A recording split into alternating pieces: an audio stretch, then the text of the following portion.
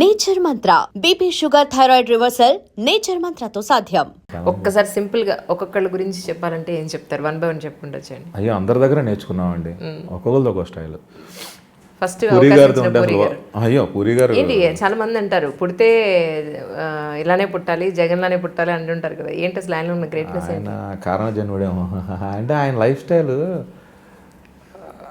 నేను ఆయన దగ్గర నేర్చుకుంది. అంటే కింద పడిపోయినా ఎవరి కోసం వెయిట్ చేయకుండా ఆయనే లేచి పరిగెత్తు ఏదో చేసి మళ్ళీ ఒక పీక్స్ చూడడం అన్నది ఒక ఇన్స్పిరేషన్గా తీసుకోవాలి. ఇప్పుడు కొంతమంది ఉంటారు లైఫ్లో, అందరికీ సక్సెస్ ఫెయిల్యూర్స్ కామన్.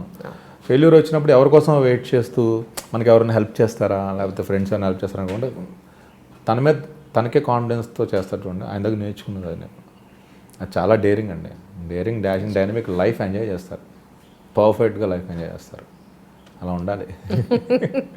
ఆయన ఒక ఇంటర్వ్యూ చదివాను, వాళ్ళ ఫాదర్ ఇన్స్పిరేషన్ అంట. అది నేను చాలా కనెక్ట్ అయ్యాను.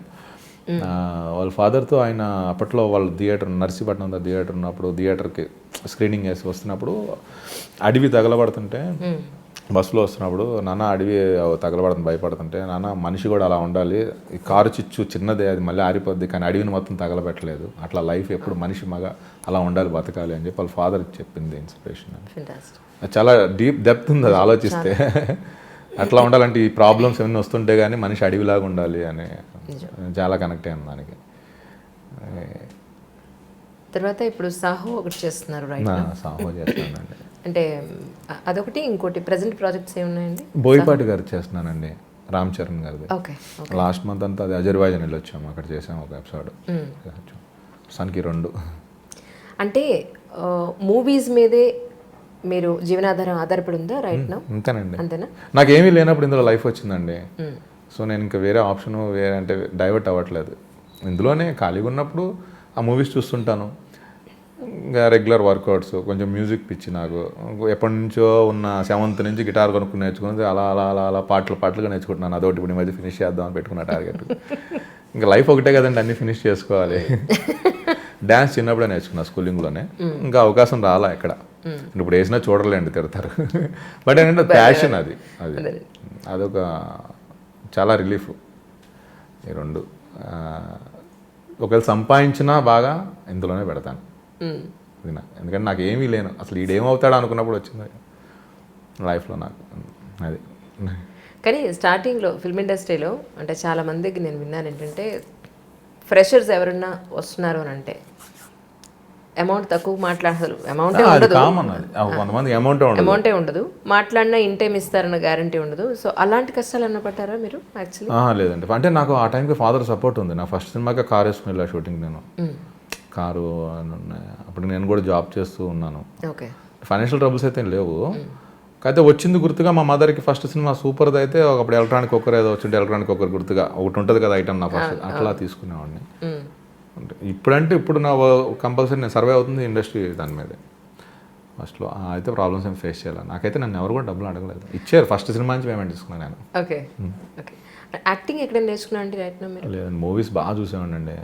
ఇంతకుముందు అయితే daily compulsory second show.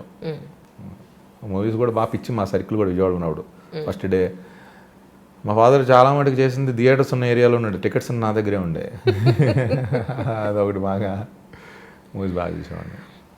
Acting నేర్చుకోకుండానే ఇన్ని మూవీస్ చేశారు మీరు? ఇక్కడే నేర్చుకుంటూ వచ్చాను. ఇప్పుడు అరుంధతి 3 years చేశాను కోడి రామకృష్ణ గారి దగ్గర. అదొక పెద్ద ఇన్స్టిట్యూట్ ఆయన దగ్గర నేర్చుకోవడం. అండ్ ఆయన యాక్ట్ చేసి చూపించడం, అది అలా చేస్తే చాలు. ఒక్కొక్కరితో ఒక్కొక్క స్టైల్. రీసెంట్గా అట్లా బోయపాటి గారి దగ్గర చూశాను, సెట్లో మొత్తం A to Z ఆయనే చేస్తున్నారు. ఆయనలా 50% 60% చేసినా చాలు. అట్లా ప్రతి సినిమాకి నేర్చుకుంటున్నాం. ఇంకో సినిమాకి పెడతాం ఆ ఎక్స్పీరియన్స్ అంతా. ఎందుకు మీడియాకి దూరంగా ఉంటున్నారు? ఇన్ఫర్మేషన్ ఎక్కడ ఏమీ లేదు, ఎందుకని? ఇంత సింప్లిసిటీ ఎలా అలవర్చుకున్నారు అనేది అలవాటు అయిపోయింది. అంటే ఇప్పుడు కొత్త వాళ్ళు వస్తున్నారు, వాళ్ళు ఇచ్చుకుని వాళ్ళు కొంచెం ఏదన్నా వాళ్ళ వల్ల యూజ్ ఉంటుంది కదా. ఇప్పుడు నాకు ఇంటర్వ్యూ తీయడం వల్ల నాకు మూవీస్ ఏమైనా వస్తాయి అంటే అది గ్యారెంటీ లేదు. నాకు రాసి పెట్టుంది, నాకు ఉంటుంది. రీసెంట్గా ఎవరు అన్నారండి మాట, డైరెక్టర్ గారు చెక్కులు ఆల్రెడీ దేవుడు రాసి ఉంటాడని. దానికో మా ఫాదర్ ఎప్పుడు అంటారు, నాన్న ఎప్పుడు టెన్షన్ పడ మాకు, నువ్వు వద్దనుకున్న కూడా కిటికీలోంచి విసిరేసి వెళ్ళిపోతారు డబ్బులు టైం వస్తే, ఎప్పుడు చెప్తుంటారు ఆ మాట ఆయన. అట్లాగా అన్నీ గాడ్ స్క్రీన్ ప్లే అన్నీ రాస్తున్నాయి.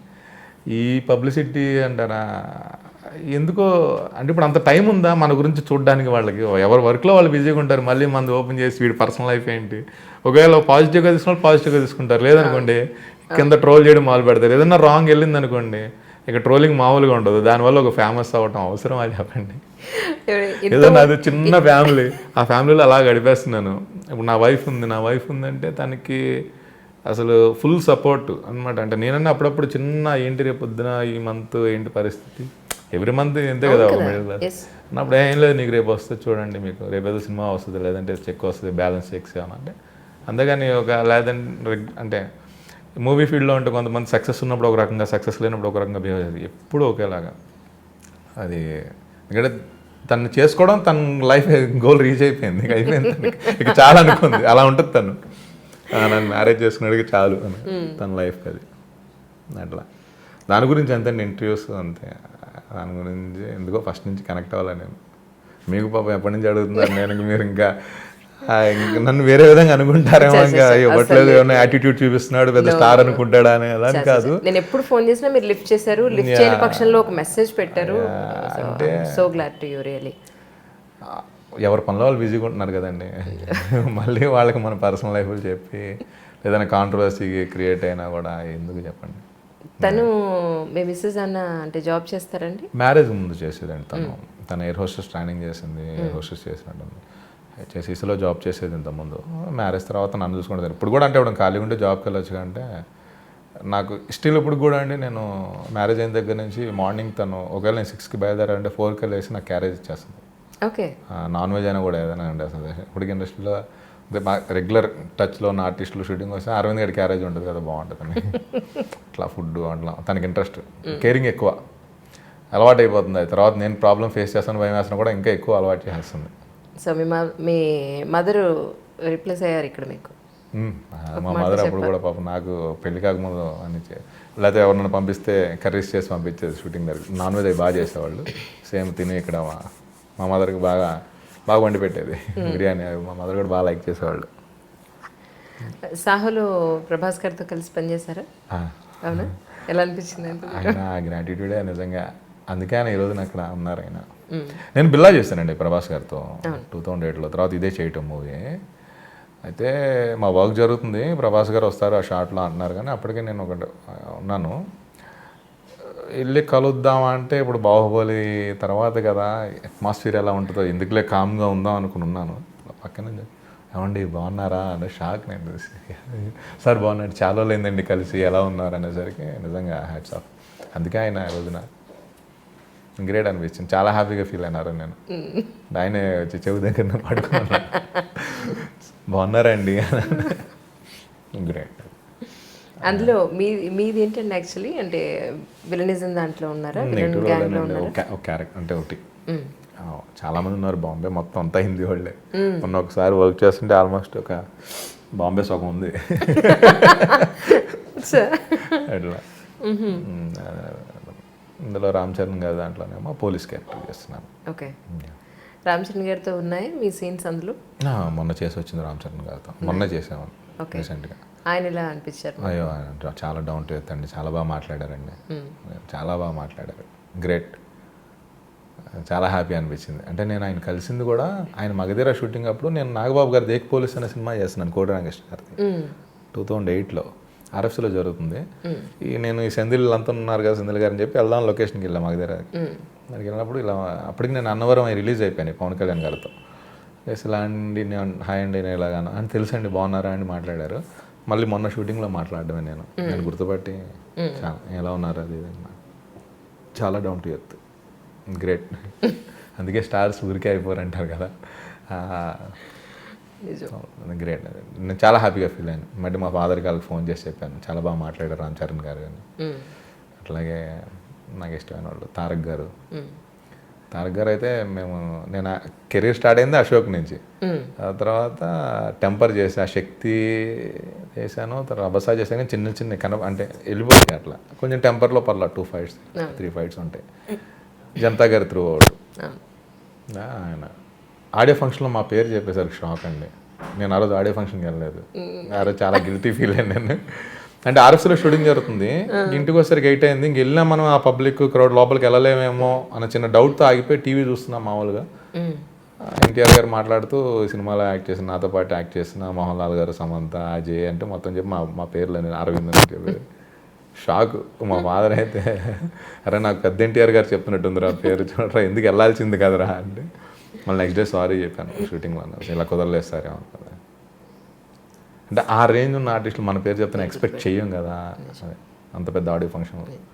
చాలా అంటే జూనియర్ ఎన్టీఆర్ గారు చాలా ఎమోషనల్గా ఉంటారు. మొన్న బాగా నాకే బాధ వేసిందండి, మొన్న ఆడియో ఫంక్షన్లో చూసి నెక్స్ట్ డే వెళ్ళి ఎక్కడ ఉంటారు అంటే ఊరికే ఒకసారి కనబడదాం అనిపించింది. కానీ అంటే ఇవే నేను కొన్ని అంటే నాకు నేనే పెట్టుకున్న బాగుంటారు, మళ్ళీ అక్కడికి వెళ్తే వాళ్ళు బిజీగా ఉంటారేమో, మనం డిస్టర్బ్ చేసినట్టు ఉంటుందేమో అని చెప్పి నాకు నేనే కొన్ని నాయి మిస్టేక్స్ ఉన్నాయి. వయసు ఇంకెప్పుడు అంటే హీరోస్ వాళ్ళతో జస్ట్ విషయం హాయ్ సార్ బాగుందని అనుకుంటున్నాను. మీ బౌండరీస్ మీరు పెట్టుకున్నారు అంటే వాళ్ళు నేను అనుకునేది ఏంటంటే వాళ్ళు డిస్టర్బ్ చేయడం ఎందుకని, వాళ్ళు ఒకవేళ సీన్లో. And for more videos, Please subscribe to iDream. Please subscribe to iDream. Please subscribe iDream. And please subscribe to iDream. For more videos, subscribe to iDream. please like, share and subscribe to the channel. Congratulations, iDream. Subscribe to iDream. Subscribe to iDream. So subscribe to iDream Media. iDream की iDream team अंदर की huge congratulations. Please subscribe iDream Media. Please subscribe to iDream. Subscribe iDream. Please subscribe to iDream. iDream అంటే నా కళల channel subscribe చేసుకున్నారు, నోరు తిరుగుతలేదు, మీరైతే గంట గుర్తు కొట్టండి. For more such videos, please subscribe to iDream. Subscribe to iDream. Please subscribe to iDream. Please subscribe iDream Media. Please do subscribe to iDream. Please subscribe to iDream Media. For best entertainment and information, please subscribe iDream. And don't forget to subscribe to iDream.